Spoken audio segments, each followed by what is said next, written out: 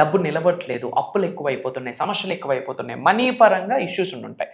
అట్లాంటి వాళ్ళకి ఉప్పు మనం ఇంట్లో పెట్టుకునే బాక్సెస్ ఉంటాయి కదా, ఎప్పుడు 80 to 100% ఫుల్గా ఉండాలి, ఎంప్టీగా ఉండకూడదు. ఓకే. అది నెగిటివ్ ఎనర్జీని అట్రాక్ట్ చేస్తుంది. నెగిటివ్ ఎనర్జీ వస్తే పాజిటివ్ ఎనర్జీ ఉండదు, వెళ్ళిపోతుంది. సాల్ట్ కంటైనర్ 80 to 100% ఫుల్గా ఉండాలి. పాయింట్ నెంబర్ 2, రైస్ వేసే కంటైనర్ ఉంటుంది కదా, ఆ కంటైనర్ కూడా ఎంప్టీగా ఉండకూడదు, 80 to 100% ఫుల్గా ఉండాలి. పాయింట్ నెంబర్ 3, గృహలక్ష్మి ఉంటుంది. అంటే తులసి ప్లాంట్, తులసి మొక్క చాలా పవిత్రమైనది, గాడెస్ లక్ష్మిగా చూస్తాం.